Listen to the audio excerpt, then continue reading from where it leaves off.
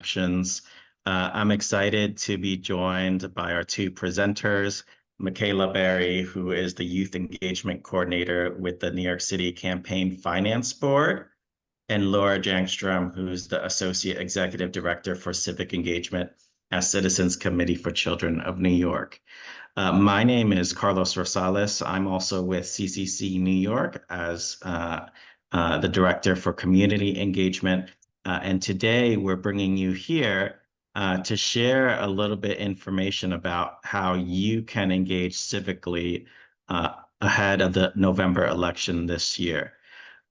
Following the presentation and I think the robust training on voter registration and engagement, we'll cover the federal Care for Kids agenda and investment agenda of more than $500 billion over the next 10 years to support a number of important and critical areas for children and families, including an extended child tax credit, paid family and medical leave, and affordable childcare, and other issue areas. But without further ado, I want to first pass it off to Michaela to introduce herself, and then Laura Jangstrom will follow up before we get to the presentation component. Captions are available, and so if anyone needs captions, all you need to do is select the More button on the bottom of your screen. You'll see captions, captions options you can select. And from that menu, you'll be able to choose English or the language that you require, as well as clicking the button to show captions on your screen. Feel free to also ask us questions during this program. Both Michaela and Laura are more than welcome to answer any questions or go through any thoughts that you might have as they're going through their presentations. So again, feel free to use those options available or submit questions you have in the chat. So without further ado, I'll pass it off to Michaela for introductions and then hand it off to Laura. Good morning, everybody. Happy first day of October, and also happy 5 weeks until the election officially from today. My name is Michaela, or Mick. I am one of the youth engagement coordinators at NYC Votes, and I'm super excited to talk about voter mobilization and voter registration with you all, in addition to talking about specifically what's on the ballot for New Yorkers. Hi there, Laura Jangstrom. I use she, her pronouns. I'm the Associate Executive Director of Civic Engagement at CCC. I'm so glad to be here with you all to talk about the Federal Care for Kids agenda after Mick gives you all the great information you need about voting here in New York City. All right, thank you both. So Mick, go ahead and get us started and let us know what we have to look forward to in this upcoming election cycle. All righty, let me share my screen.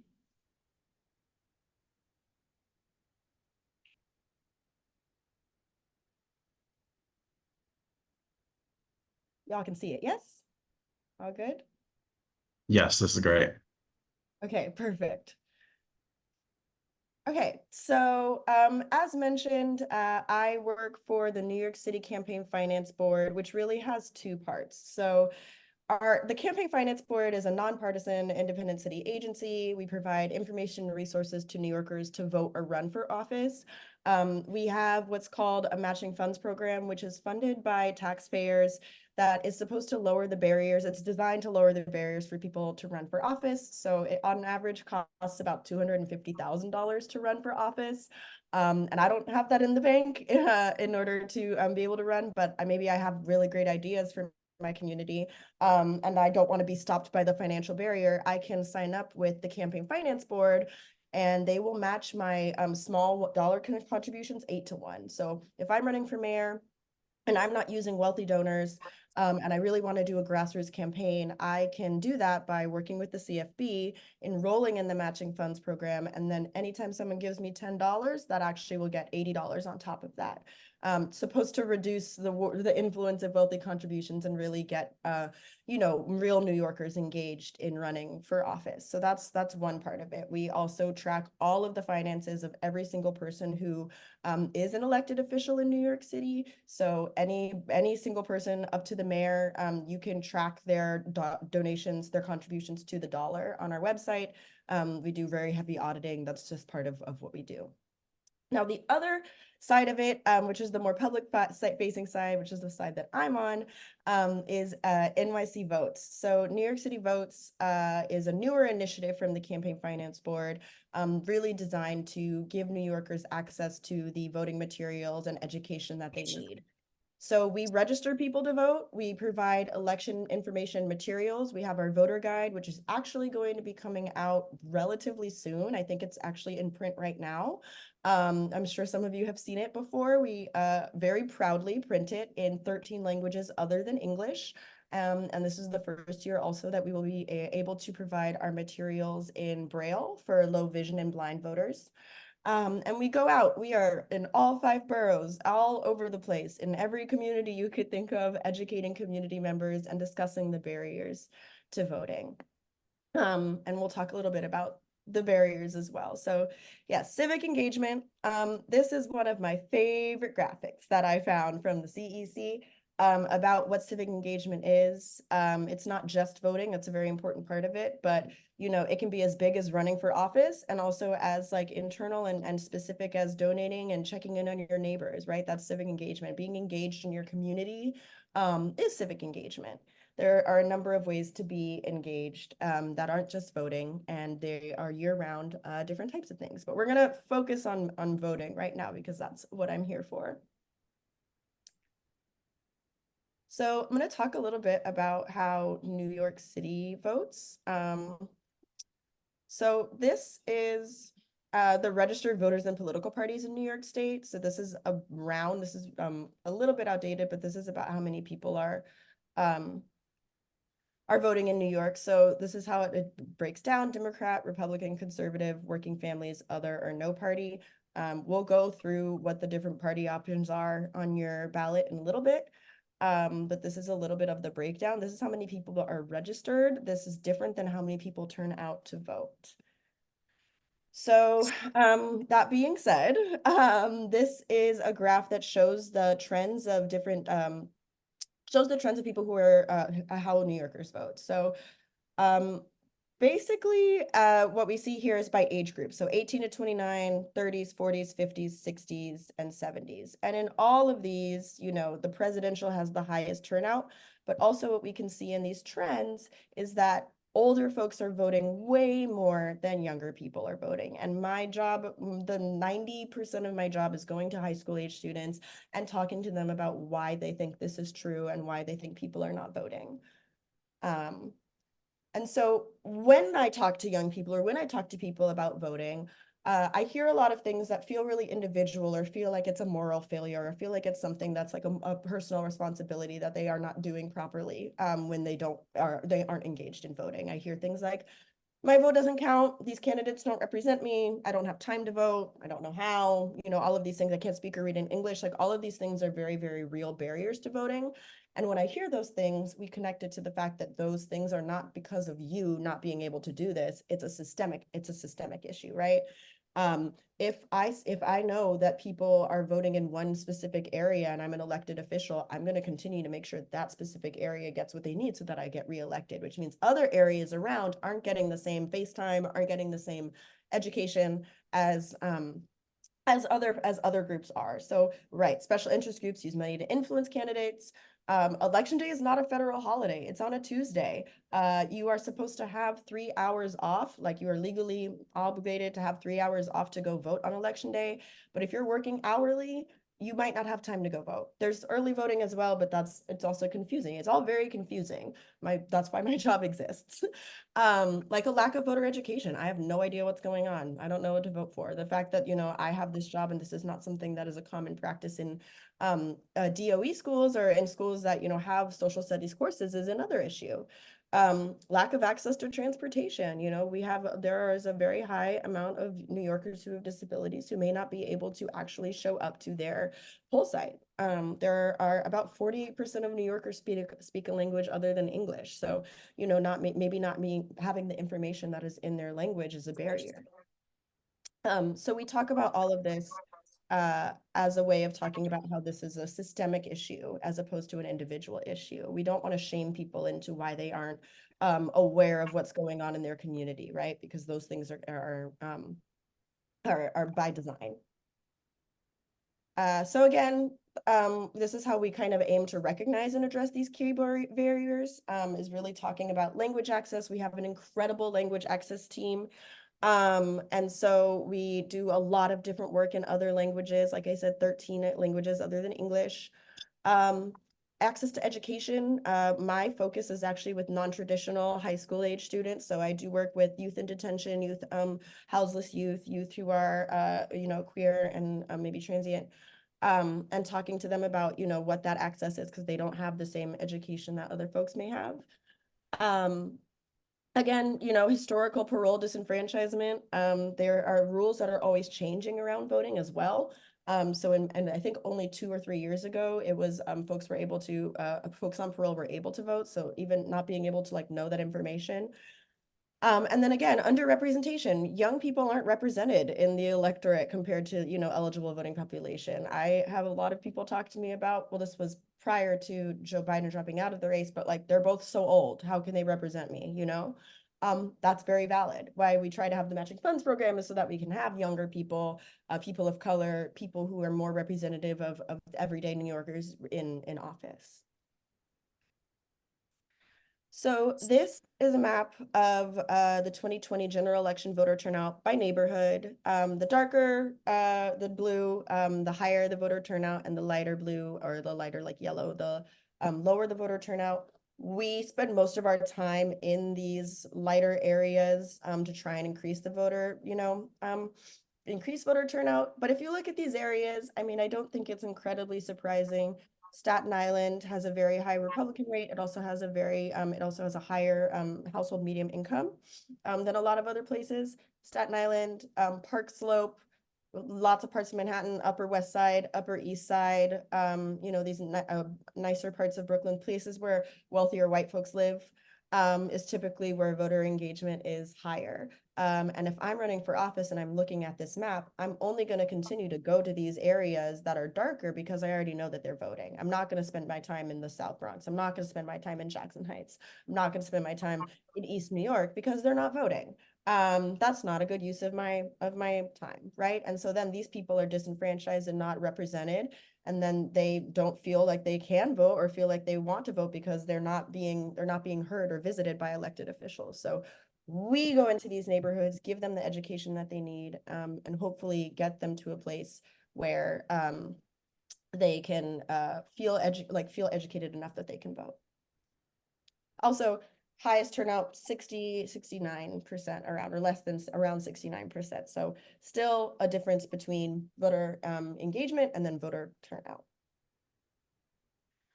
So I'm going to talk a little bit about specifically what is at stake for us in 2024, what's on the ballot. So we are voting for president and vice president.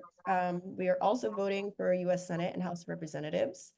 We are also voting for some state Senate and Assembly. Some of this is dependent on your district and where you are voting. But we are also voting on Supreme Court, Civil Court, and surrogate courts, and then some ballot proposals, which I will get into as well. So again, this is what we're voting for and how it kind of shakes out. We are not just voting for one thing, we are voting for multiple things, and they all are connected.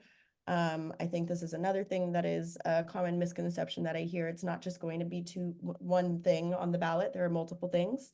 And so we're going to talk a little bit about what those things are. Yeah, so the budget for 2022-2023 was over $6 trillion. So a little bit about the ways that federal spending was spent in fiscal year 2023. We talk about this because we talk about like, this is your money, right? The way that this money has been spent is about the way that like this is your money as well. So we spend the most on Medicare, and then right after that, Social Security, and then National Defense is right under that. It's just as a good, I think, visual as to the ways in which our dollars are broken up when we are as taxpayers. So another way to look at this, or one of the ways that I try to talk to people about the way that this money is spent to kind of like visualize it, is by comparing public education versus the money we spend on federal prisons. We spend more on federal prisons than we do on public education. And that kind of shakes out into about $1,100 per pupil enrolled in public schools, and $470,000 per incarcerated person in federal prison in 2021. So this only accounts for federal spending, doesn't include local and state tax dollars. In the New York level, on the state level, the city spends about $30,000 per DOE student, but also spends about $500,000 per one incarcerated person at Rikers Island per year. And we use this comparison to really think about the ways in which the government is spending our money, right? This is money that is coming out of our paychecks. This is money that is coming out of, we pay rent, we do all these things. This is the money that we have a say in how it's spent. So I use this as a way to kind of just show how the money is spent, and then kind of have people think about what they would want to see this money being spent for to get them more civically engaged. So I'm going to talk about I'm going to get back. These are deadlines. Like I said, we are 5 weeks out from the election today, from election day, November 5th, Tuesday, November 5th. But New York engages in early voting. That starts on Saturday, October 26th. Your early voting site is going to be different than your election day poll site. You can find all of that information on nycvotes.org. But we have until the 26th to request absentee ballots and also register people to vote. And we have early voting. They have expanded their hours. So this year, early voting is 8 a.m. to 8 p.m. on weekends, and then 8 a.m. to 5 p.m. during the week. And again, you can find all this information on our website. So now I'm going to talk about the ballot proposals. There's president, there's some more things that are coming out. And in our voter guide, which will be coming out, like I said, very, very soon, you will be able to see all of the things. Our nonpartisan voter guide I'm obsessed with it. I also didn't know until recently that like you can bring your voter guide and your notes into your when you go vote, like you can bring your notes. I, for whatever reason, thought that voting was like a closed notes test, and that's not the case. And our voter guide talks through every single candidate just in the same exact way, so you can really make an informed decision. You can also on Ballottopia build your ballot, so you can put in where you live, and it'll put in the specific measures that are about where you live, so you can build your ballot and be as confident as possible when you get to the polls. So as mentioned, we have president, vice president, and all of the other people running for office. But in New York, we actually have 6 ballot proposals that are going to be at the bottom or on the back of our ballots. So these are laws, issues, or questions that appear on a statewide or local ballot for voters to approve or oppose. Can also be known as an initiative, measure, proposition, or referendum. And if it's approved, if the proposal receives a majority of the vote. So we will get the chance to vote on 6. There is 1 statewide proposal and 5 citywide proposals, and you can vote either yes or no. So this is just a reminder that remember to flip over your ballot. There's going to be other stuff on your ballot. So the statewide proposal is Proposition 1, which adds certain protections to the state's Bill of Rights. It's on the ballot because the New York legislature passed the Equal Rights Amendment, which is also known as the ERA, in 2 legislative sessions, and now it's up to us to decide whether or not to amend the state constitution. So amending the state constitution is actually a pretty big deal. Every state has its own constitution, and it's really a cool idea. It's a way to give the states a little bit more protection. So much happens on the state and local level that people don't know about or people aren't engaged in. So it'll add an anti-discrimination provisions to our constitution, which will cover ethnicity, national origin, age, disability, and sex, including sexual orientation, gender identity, and pregnancy. So it'll also cover reproductive health care and autonomy, which means that abortion is on the ballot in New York. It's on the ballot in 7 states, New York included. A yes will put these protections against discrimination in the New York State Constitution, and a no will leave them out. So this is, again, adding protections to our Constitution's Bill of Rights. So it'll discriminate these certain discriminations that are not have not been previously explicitly mentioned in our state's Bill of Rights. So just to look at what the language change would be, the previous one reads, no person shall be denied the equal protection of the laws of the state of any subdivision thereof.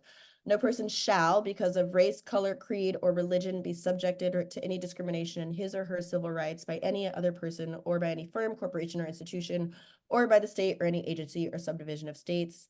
So the new language adds a little bit more depth and description.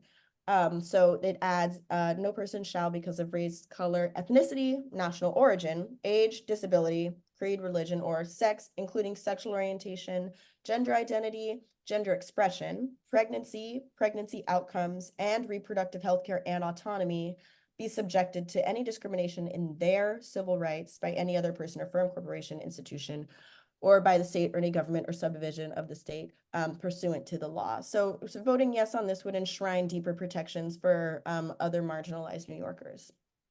And this would be the new language in the state's Bill of Rights. So now we're going to talk about the citywide proposals that will also be on the ballot.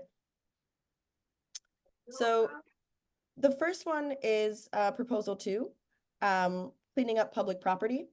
It would amend the city charter. So we have our city charter is like our city's constitution. So we have the state constitution, then the city charter. So this would amend the city charter to expand and clarify the Department of Sanitation's power to clean streets and other city property, and would require disposal of waste in containers. So voting yes would expand and clarify the Department of Sanitation's power to clean streets and other city property, and require disposal of waste in containers, and voting no leaves the laws unchanged. So if it passes, it would clarify the Department of Sanitation's authority and jurisdiction to keep the city clean and make rules about how garbage is put out for collection. And it would also, so it's about garbage, including highway, parks, and medians, and hold street vendors accountable for following rules at these locations. There's been, I know that it would change rules for street vendors, and also this includes like clearing out houseless encampments as well. So ballot proposal 3 is additional estimates of the, I would also just like to say right now that voting a lot of the times isn't super sexy or isn't super cool and fun and exciting, like especially when you get to the local level, but this is the stuff that really, really like matters and will affect you on your day to day. So ballot proposal 3, which adds additional estimates of the cost of proposed laws and updates to budget deadlines, which essentially means that the city council will propose, will provide cost estimates of proposed laws before voting on them. And then the proposal will give the mayor's office of management and budget the opportunity to provide its own cost estimates before public hearings on proposed laws. It would also require city council to formally notify the mayor's office before holding public hearings or votes on proposed laws. And it would also extend the deadline for certain budget reports in the first year of a new mayoral administration. So basically, yes, if it passes, it would establish a new role for the mayor in assessing the cost of laws before they require the cost estimates from the council. And the mayor are available for proposed laws are considered at public hearings. It would also give the mayor some more time to prepare the city's annual budget before it's presented to the city council. So this gives more power, a little bit more power to the mayor in terms of proposing budgets of their own after the city council proposes their own budgets regarding their budgets. So now this is the fourth one, which would be more notice and time before votes on public safety legislation. It means that the city must give 30 days notice before voting on public safety laws that impact the police department, Department of Corrections, or the fire department. During this time, the mayor and the affected city agencies may also hold public hearings to hear additional public input. So voting yes would require additional notice and time before the council votes on laws respecting public safety operations of the police, correction, or fire departments, and voting no would leave the laws unchanged. So if it passes, the mayor and affected agencies, again, being the police department, Department of Corrections, or the fire department, could use the 30-day period to hold public hearings of the proposal. All right, capital planning, citywide ballot proposal number 5. This proposal would amend the city charter to require more detail in the annual assessment for city facilities. So it would mandate that the facility needs to inform capital planning and update capital planning deadlines, which means that the city must assess the cost of maintaining city facilities, infrastructure, investments, and publish these assessments in capital planning reports. So voting yes would require more detail when assessing maintenance needs of city facilities, mandate that facility needs inform capital planning, and update capital planning deadlines. And a no would leave the laws unchanged. If it passes, it would expand criteria used to assess maintenance costs for property. So the proposal would also change the due date for capital planning reports and the date for like an associated public hearing. This is just an idea. The yes would prolong or make the process longer to require more detail when assessing maintenance needs for city facilities.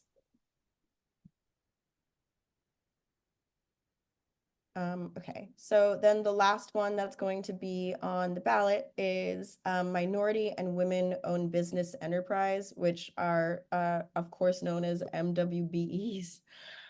Film permits and archive review boards. It would amend the city charter to establish the chief business diversity officer, authorize the mayor to designate the office that issues film permits, and combine archive boards. So voting yes would establish the CVDO to support these businesses, authorize the mayor to designate the office that issues film permits, again, giving further protections or giving more power to the mayor, and combine 2 boards. So it would revise the charter to make these changes. The proposal would create a new role, allow the mayor to designate which agency issues film permits, and merge 2 boards that manage city records into one.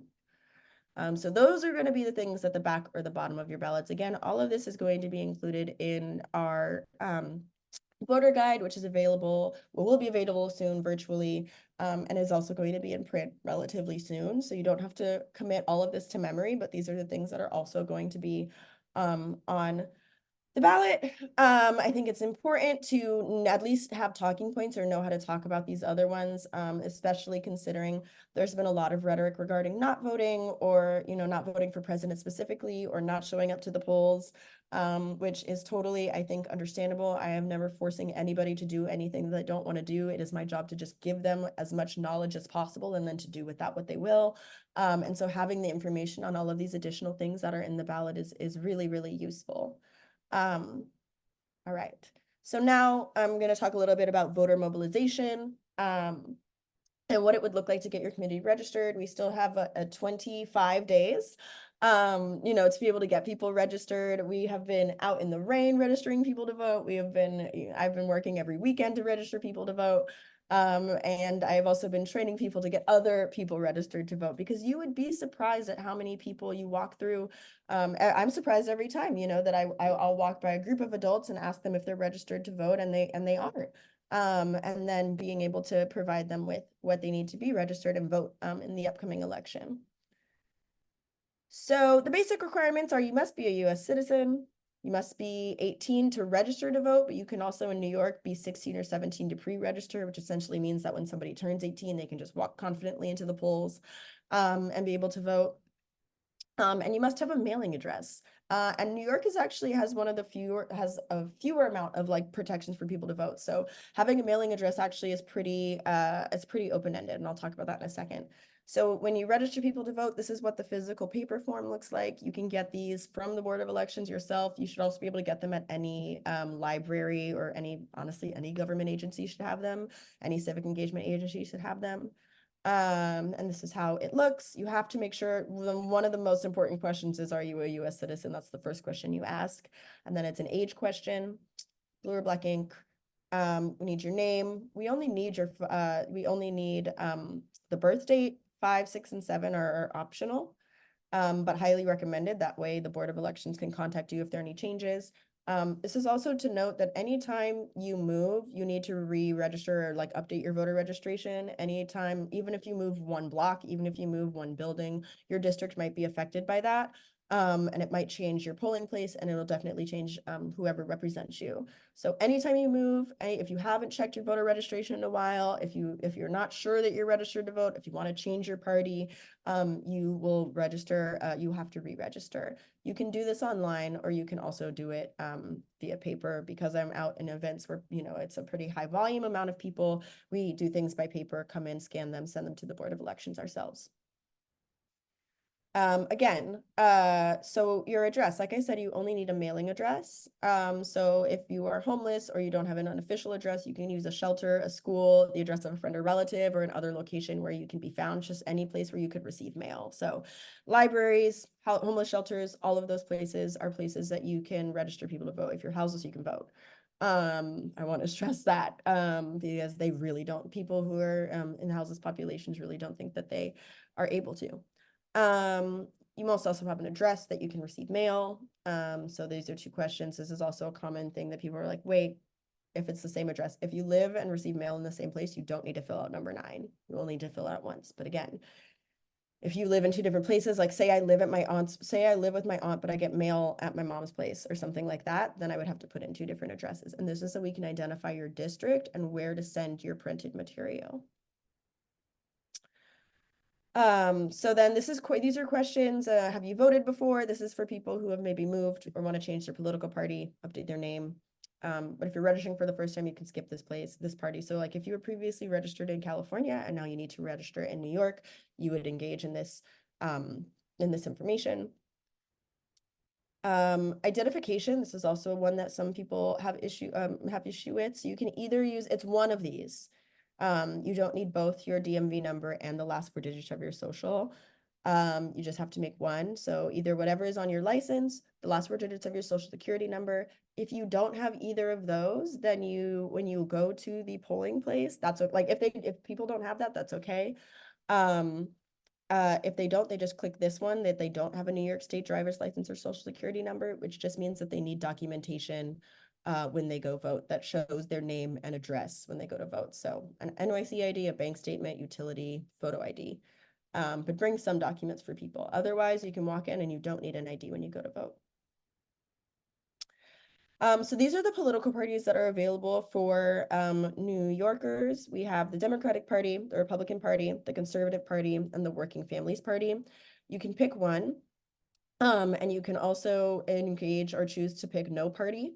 But it's important to note that New York has what's called closed primaries. So if you are not engaged in a party, or if you are enrolled in a political party that doesn't have a candidate that is on the ticket, so say I'm registered with the Working Families Party, but there's nobody in the Working Families Party who is running in the primaries, I cannot vote in the primaries. But everyone can vote in a general election. This is true for local, so mayor would be the same way. And this is true for statewide and federal elections. But for now, if people are registering, they can register with any party or no party, and they will still be able to vote in November or October 26th if they're voting early. So again, like I mentioned, this is what primaries are in New York. We have closed primaries. If you are not registered with the party or no one's running on your party line, you won't be able to participate. And then the winner of the primary election becomes the party nominee in the general election in November. So anyone can vote in November. And then again, at the bottom, you must sign and date. If you help someone out fill out their form, they must sign it themselves. So I actually had somebody who was recovering from a stroke and they couldn't fill out the form themselves. So we were able to help them fill out the form, but they had to sign and date. You can't sign it for somebody else. That's illegal. There are 2 optional questions on your ballot too that people don't know about, and they're at the bottom. So one is applying to be an absentee ballot. Oh, this is an outdated little thing because, well, COVID is still very rampant, but we are not, I think, treating it as we did in 2020. But you can apply for an absentee ballot. This doesn't mean that you will get one immediately if you click this or if you check this off. It just means that you will get the information to request your absentee ballot when it becomes time to vote. And then also you could be an election day worker, also known as poll workers. These are the people who will help facilitate voting for early voting into Election day, you can earn up to $2,800 in 10 days. I believe you only have to be 16 to do it. So I always encourage young people to make a little extra cash and become an election day worker. It's also very, I think, fun and informative to work an election and help people facilitate their ballots. This is something that is at the top of the ballot. I usually flip it over because it's not my job to talk about registering your organs or your tissues to be an organ donor. I usually just flip that over. And people typically don't fill it out anyway, but it is at the top of your voter registration form, and it's important to flip it over because people might fill in all of this information and be confused as to why they would have to fill it out again because they flip it over. So then some considerations, again, so every formerly incarcerated registered individual can re-register to vote along leaving prisons. The only exception is unless you are you can vote in jail as well. We do a lot of work with people at Rikers. The only thing is unless you are actively being convicted of a felony, you can vote. If you're awaiting felony conviction, you can vote. So if you have a felony charge, you can't vote. Everybody else can vote. So there are thousands of people who are incarcerated who actually can vote and don't have access to it, which is modern day voter suppression. And that's something that we also work on. We also are aware that folks may need their public voting records sealed or don't want their information being public. So we work with Safe Horizons and work with other domestic violence organizations that can provide like resources and help seal your public voting record. And then again, impermanent addresses aren't really a problem. They can register with shelter, school, address of a friend, just somewhere where they can be found.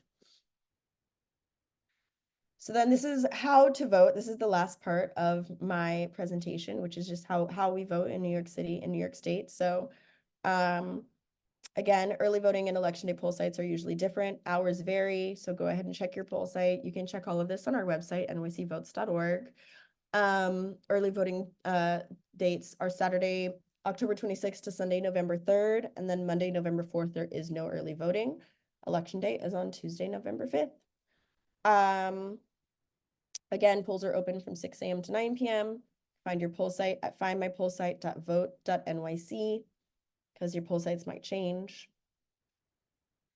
And then again, so voting by mail is also an option. You have to request your absentee ballot.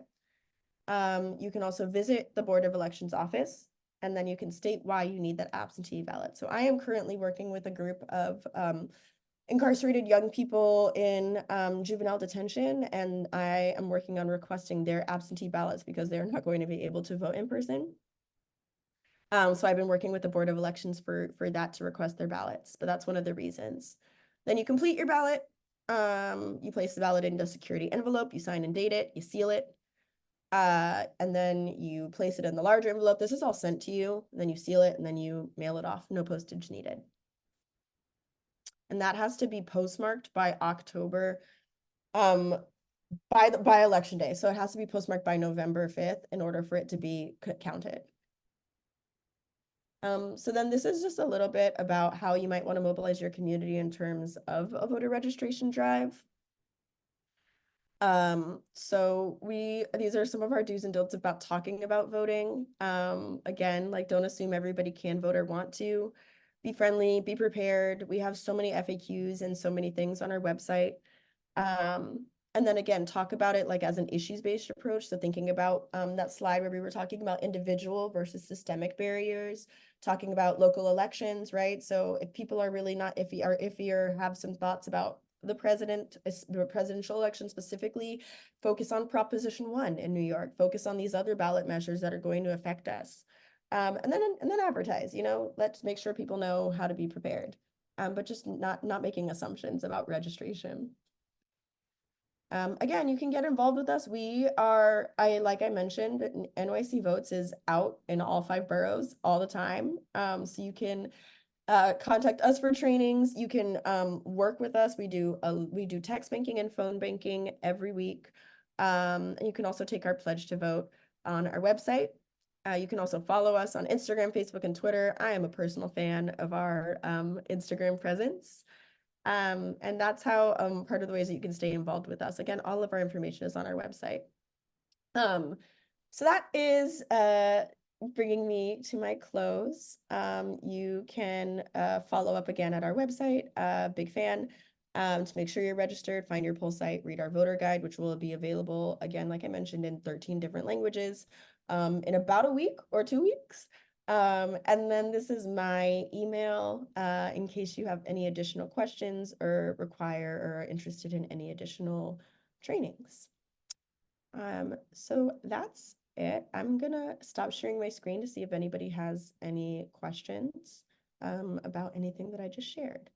And then, oh, also, of course, we're gonna do all of this again next year for mayoral election, if not a special election.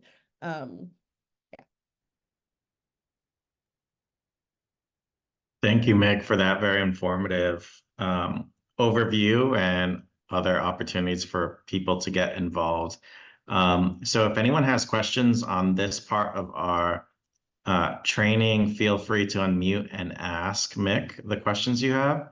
I do see that the person from Children's Aid put a question in the chat. If you don't mind, do you want to unmute yourself and ask your question?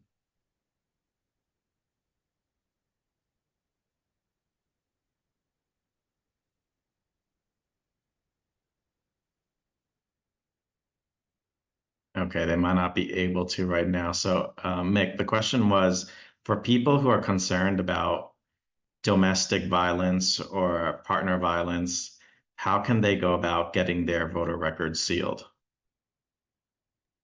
Yeah, so they can work with Safe Horizons. That's the place that we typically refer people to get their voter record sealed. That's not something that we personally can assist with from NYC Votes, but that is our our partner that we work with for that. And is there a contact, or is it how does that handoff work? Do you know? It would be someone would probably contact us, like email me specifically or email one of the members of our team, and I would coordinate from there. Right, thank you.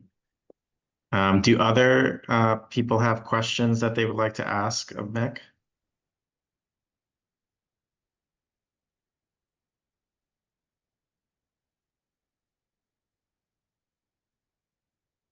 Okay, if there's no other questions in the immediate, I thank do. you.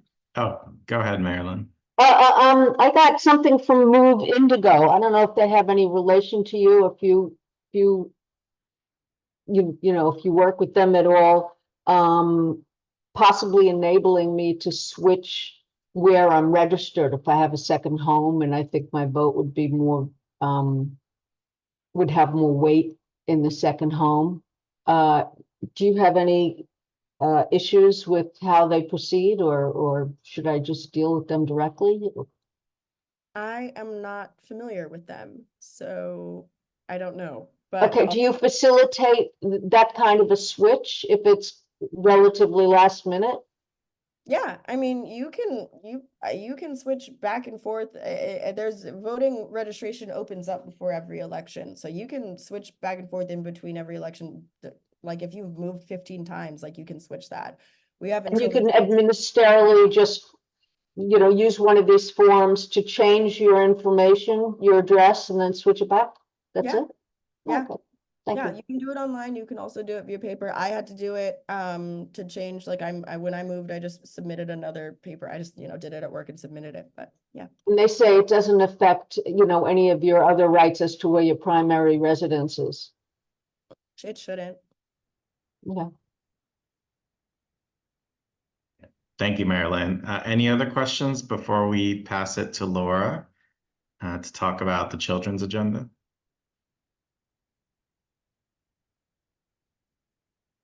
Okay, well, again, Meg has provided her email. Please feel free to reach out if there's any additional questions or reach out to us. But thank you, Meg, for sharing this important information. And as soon as we hear about the voter mobilization tools that are available shortly, please let us know and we'll be able to share that with our networks. So now I want to pass it over to Laura Jangstrom to talk about children in the 2024 elections and the Unpacking the Care for Kids agenda. Hi, folks. Thank you, Mick. That was awesome. Appreciate you. I'm here to dig a little bit more into what Mick was describing as sort of like issue-based voter mobilization, knowing that our audience is made up of folks who care about children's issues. CCC believes that all children should be healthy, housed, educated, and safe, and that government at all levels must support families in their most important role, raising their children to live and succeed in the diverse world we live in today. We know that focusing on children and the nurturing and care they need can better unite and not further divide us, and support the role of our government and democracy in doing so. So I have to start by saying that we are a nonpartisan, nonprofit advocacy organization, and therefore do not endorse any specific political candidate. Rather, we support government policies and programs that help create just and equitable outcomes for all children, with special attention paid to populations who have been historically marginalized, ignored, and harmed by public policy. So today, we will talk a little bit about some very broad policy areas that have been on the table at the federal level for years or even decades, but that we have yet to fully fund or implement. And we hope that these talking points will help you to motivate the people in your lives to get out and vote. Again, it's up to voters to educate themselves on where the candidates stand in their counties, states, and at the federal level in order to vote for children on Election Day. So, as far as we know, children can't vote, but their parents, caregivers, grandparents, aunts, uncles, educators, and anyone who cares about children can vote. So voters and candidates care deeply about children and recognize that the government has no greater responsibility than ensuring that all children, whatever their gender, race, family, home, zip code, or innate abilities, can grow, learn, develop, and realize their dreams. Every election affects how public policies support children and families, and all of the elements of a Care for Kids agenda are on the table in 2024 as we engage in our Get Out the Vote efforts. We should elevate this agenda as a motivator to get our friends, family, and neighbors out to the polls.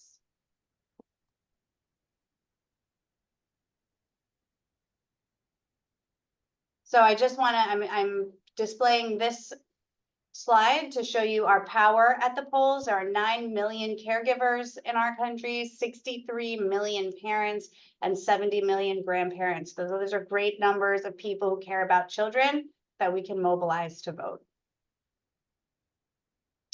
A little bit about the context for why we believe these policies are so needed to support children and families in New York City. Children are almost 20% of the population here at 1.67 million under the age of 18 and 470,000 below the age of 5. We know that 44% of children grow up in a household headed by a single parent, grandparent, foster parent, or other guardian.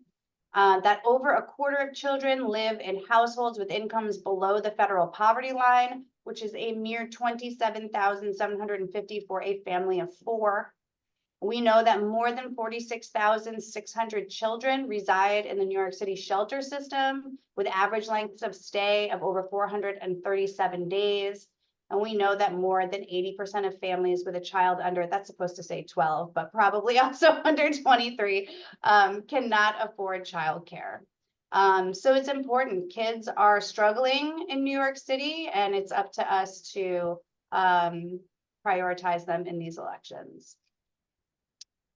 Listed here are the core components of the federal care agenda, and we would love to hear all candidates running for office weigh in on their positions related to these central ideas. Specifically, the care agenda supports and strengthens the capacity for families to care for one another, raise their children to succeed, and be included as valued members of the community. Obviously, it doesn't address everything families need, but it does provide the opportunity to make some progress. So the agenda includes 5 key provisions, all of which have strong voter support, which I'll get to in the next slide. So the first is a tax code that recognizes families with children have greater expenses than those without children and expands the child tax credit for everyone, reducing child poverty in half, as we saw in the American Rescue Plan, and those tax credits are set to expire. We also are advocating for paid family leave so that families don't have to choose between keeping a job and providing nurturing care with the birth of a child or when a family member is sick. Something that we talk about all the time, we want affordable childcare and preschool to enable families with young children to get by and get ahead while knowing their child is well supervised and nurtured.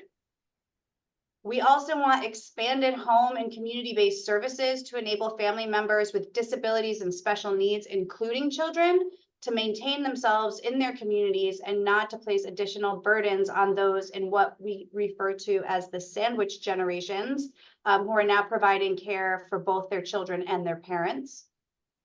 And we also want to see a robust and valued care workforce that contributes to the local economy, serves as what we call the workforce behind the workforce, and create new career opportunities and employment to strengthen the middle class. And so this is about paying the caregiving workforce a living wage and giving them the rights and recognition that they deserve. So these policies are favorable across the political spectrum. The Care for Kids agenda is not partisan. This is because we all care deeply about our families and our children and believe government should be there to support them, particularly when economic and family circumstances make it hard. We don't want to be divided by our differences in faith, gender, race, career, or zip code, but too often politics plays on such differences rather than pulling us together. We need government to provide pro-child and family policies that make it possible for families to raise their children according to their faith and values and be economically secure in doing so. We want policies that ensure when families struggle financially or have members with special needs, that they don't have to choose between being a breadwinner or a caregiver and meeting those needs, or experience additional stress that jeopardizes the quality time they want and need with one another. The CARE agenda does that and is really the pro-child and family agenda that our country needs. And you can see here that among all voters, 75% support expanded child tax credit, 80% support paid family and medical leave, 78% support childcare and preschool, and 86% support home and community services.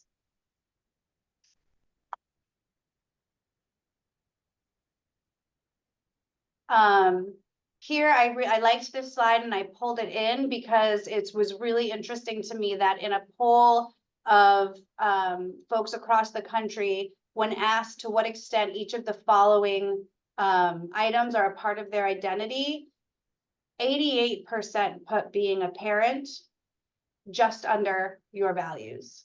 And so it means that this is a very big motivating factor for folks to get out and vote for children. So what can you say? What are our top line messages for voting for a pro-child, pro-parent, pro-caregiver economy?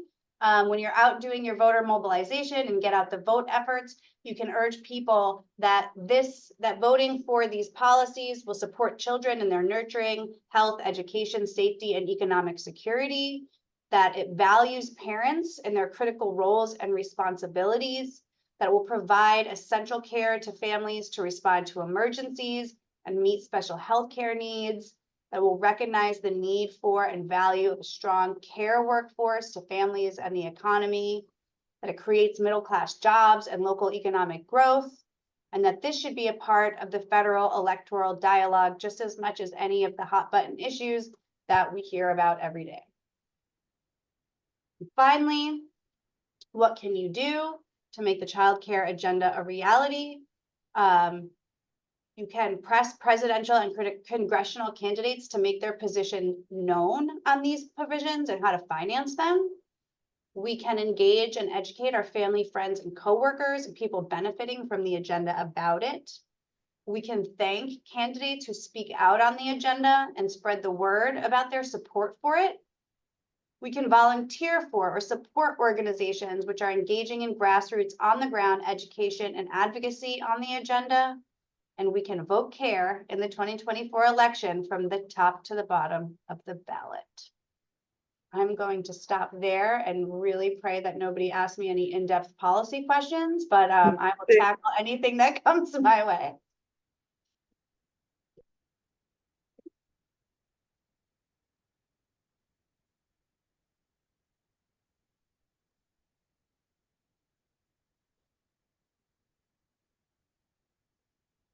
And if there are no questions, I just want to say it was really nice to see everybody and thank you for spending the first day of October with us, and get out the vote.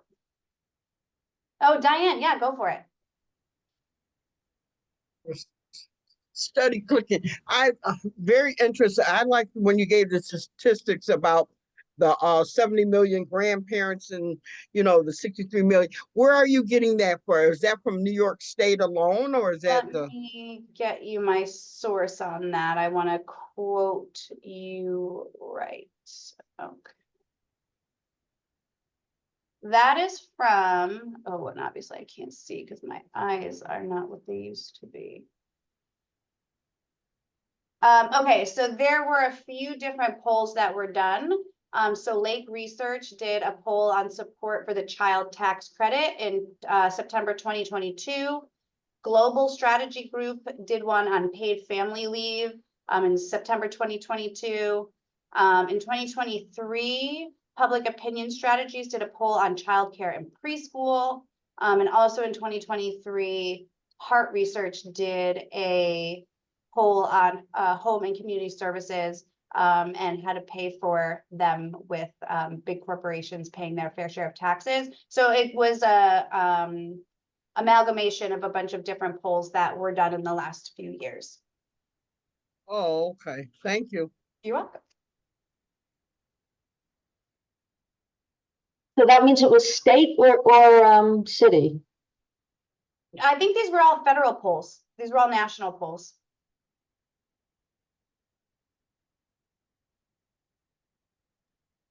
And I will say yes, just to make sure everyone knows from the question in the chat, we will share the slides and materials with everyone, and then any links that were provided, we'll make sure that the event follow-up email has that information for you.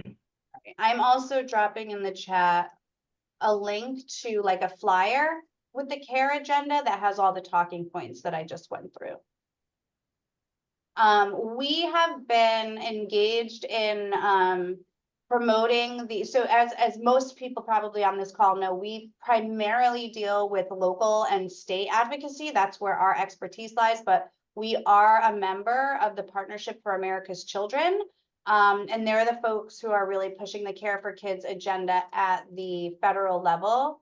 So I'm going to also put their website in the chat, and again we'll follow up this webinar with more information on them so that you can see how they support the work of local and state advocacy organizations and federal advocacy.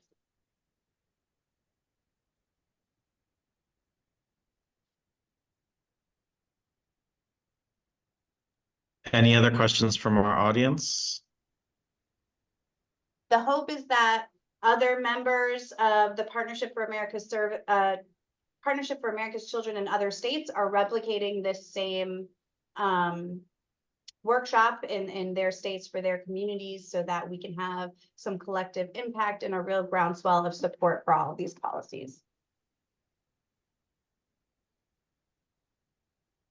Okay, so if there's no other questions, I want to thank everyone again for spending your lunch hour with us, learning about how you can engage and mobilize for the upcoming election.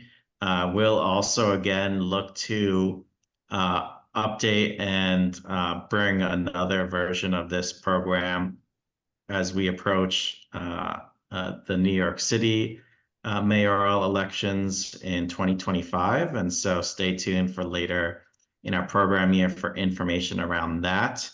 But appreciate and thanks to our partners at NYC Votes and Laura for providing this overview on this important agenda and issues impacting not only New York's children, but children across the United States.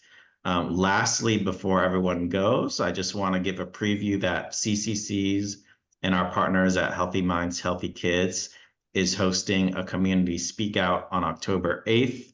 In the chat, we have linked the speak out event page so you can register. If you're interested in learning more about our mental and behavioral health advocacy, please register for the event and look out in your inbox for our newsletter that is coming out today that has additional details about the speak out. But thank you again for everyone joining us today, and we'll be following up very shortly with these materials, and hope you have a great rest of your week. Thank you, everyone.